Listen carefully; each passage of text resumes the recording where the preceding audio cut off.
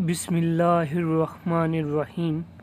السلام علیکم ناظرین، خلیفہ عبد الملک بن مروان کے دور خلافت میں حجاج بن یوسف نامی ایک شخص عراق کا گورنر تھا۔ حجاج انتہائی ظالم و جابر اور اہل رسول اللہ صلی اللہ علیہ وآلہ وسلم اور اصحاب رسول صلی اللہ علیہ وآلہ وسلم کا قاتل تھا۔ محمد بن قاسم کا چچا اور سسر بھی تھا۔ ناظرین، یہ وہ شخص تھا جس نے حضرت عبداللہ ابن زبیر رضی اللہ عنہ کو بے دردی سے قتل کرنے کے بعد ان کی لاش کو 3 دن تک سولی پر لٹکائے رکھا، جبکہ اسی جنگ میں حجاج بن یوسف نے خانہ کعبہ پر سنگ باری کی اور عمارت کو نقصان پہنچایا۔ اس کے علاوہ ہزاروں معصوم لوگوں کو سخت تکلیف دینا اور صحابہ کرام کی بے حرمتی کرنا اس کے سنگین جرم میں شامل ہے۔ حجاج کی موت کے بعد جب قیدیوں میں شمار کیا گیا تو اس میں 1 لاکھ بیوہ، 1000 مرد اور 1000 عورتیں تھیں، اور ان میں 4000 ایسی عورتیں تھیں جن کے جسم پر لباس تک نہ تھا، اور یہ قیدی ایک ہی چار دیواری میں قید تھے۔ قید خانے کی چھت بھی نہ تھی۔ جب کوئی قیدی گرمی سے بچنے کے لیے اپنے ہاتھوں کو اپنے چہرے پر سایہ بنانے کے لیے اٹھاتے تو زندان کے سپاہی ان کو پتھر مارتے تھے۔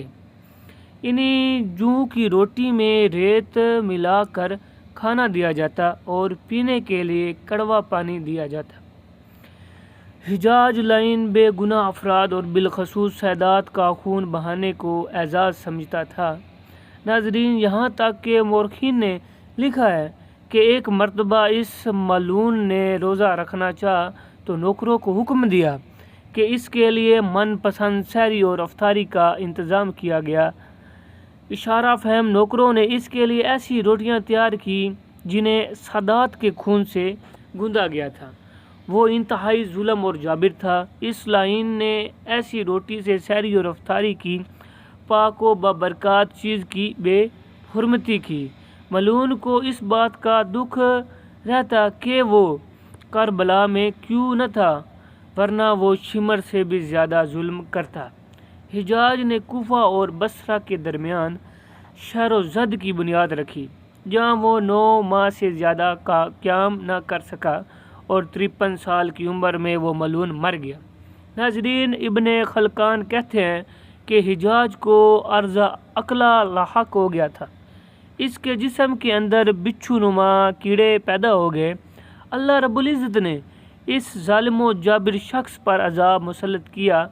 کہا جاتا ہے کہ ایک طبیب کو بلایا گیا تو اس نے گوشت کا ایک ٹکڑا ریشم کی رسی کے ساتھ باندھا اور حجاج کو کہا کہ وہ اس گوشت کے ٹکڑے کو نگل لے۔ حجاج نے گوشت کا ٹکڑا نگلا اور کچھ دیر بعد ریشم کی ڈوری سے اس ٹکڑے کو کھینچا گیا تو اس ٹکڑے پر بہت سارے کیڑے تھے۔ اللہ تعالی نے حجاج کے جسم پر سردی کو مسلط کر دیا۔ اس کے اطراف میں دن رات کوئلے کی انگیٹھیاں جلائی جاتی تھی، لیکن وہ پھر بھی سردی سے چلاتا اور چیختا تھا۔ اس نے حضرت حسن بصری رحمۃ اللہ علیہ سے اپنی بیماری کی تشخیص کی تو انہوں نے کہا، حجاج، میں نے تجھے بے گناہ افراد اور بالخصوص سادات کے قتل سے بار بار منع کیا تھا، مگر تو باز نہ آیا۔ آج تو اسی کا خمیازہ بھگت رہا ہے۔ ناظرین، حجاج بن یوسف نے کہا کہ میں خدا سے یہ دعا کرتا ہوں کہ وہ مجھے اس دوزخ سے آزاد فرمائے۔ بس میری اتنی سی التجا ہے کہ جلدی سے میری روح قبض کر لے تاکہ میں دنیا کی اس اذیت سے چھٹکارا پاؤں۔ مگر سردی ختم نہ ہوتی۔ یہ تو تھی موت کی سختیاں، لیکن حجاج کی زندگی میں ایک ایسا واقعہ بھی ہوا جس نے اس غرور و تکبر کے پتلے کو زمین پر دے مارا۔ اس زمانے میں نعمان نامی ایک شخص کی انتہائی حسین و جمیل بیٹی تھی اور اس لڑکی کا نام ہندا تھا۔ ناظرین، واضح رہے کہ یہ وہ ہندا نہیں جو سید الشہداء حضرت حمزہ رحمۃ اللہ علیہ، جو حضرت تاجدار ختم نبوت رسول اللہ صلی اللہ علیہ وآلہ وسلم کے پیارے چچا تھے۔ ان کی شہادت اور پھر ان کے عطر کی بے حرمتی میں ملوث نہ تھی۔ حجاج بن یوسف نے جب اس لڑکی کی شہرت سنی تو اس کے دل میں اشتیاق پیدا ہوا۔ ناظرین، حجاج نے اپنے کارندوں کی مدد سے ہندا سے ملاقات کی صورت پیدا کر لی۔ جب حجاج کی نظر ہندا کے چہرے پر پڑی تو اس کا عاشق ہو گیا۔ جہاں دیکھتا اسے اپنی محبوبہ ہندا کا چہرہ نظر آتا۔ چنانچہ حجاج نے ہندا کو حاصل کرنے کی کوشش شروع کر دی۔ مورخین لکھتے ہیں کہ 2 لاکھ درہم کے عوض پر اس کا نکاح ہو گیا اور ہندا حجاج کے محل میں آ گئی۔ شروعات میں تو حجاج ہندا پر جان نچھاور کرتا اور ہر طرح کی آشائش دیتا۔ ہندا کسی دولت مند گھرانے سے نہ تھی۔ حجاج سے نکاح کرنے کے بعد وہ دولت میں کھیلنے لگی اور اسی طرح کا سکون میسر ہوا۔ دن گزرتے گئے، رفتہ رفتہ اصلی حجاج سامنے آیا جو ظالم اور جابر تھا، اور اس کا اصلی حجاج اس کی محبت پر غالب آ گیا۔ اب وہ ہندا سے بھی اسی طرح پیش آنے لگا جیسے وہ دوسرے لوگوں سے سلوک رواں رکھتا تھا۔ اس نے انتہائی ذلت کے ساتھ عبداللہ بن طاہر نامی ایک شخص کے ذریعے 2 لاکھ درہم ہندا کے پاس بھیجے اور کہا، میں تجھے طلاق دیتا ہوں، تیرے مہر کے 2 لاکھ درہم بھیج رہا ہوں، اب جہاں تیری دل چاہے چلی جا۔ ہندا نامی عورت صرف اپنے حسن و جمال میں ہی لسانی نہ تھی بلکہ اپنی سیرت، وضاحت و بلاغت اور غیرت اور اہمیت کے لحاظ سے بھی بہت ہی اونچی تھی۔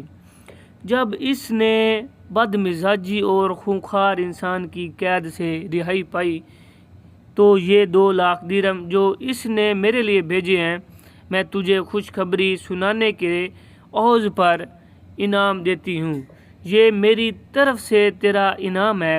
طلاق کے بعد ہندا اس محل کو چھوڑ کر اپنے گھر چلی گئی، مگر اللہ تعالی رب العزت بڑی شان اور بڑی عظمت والا ہے۔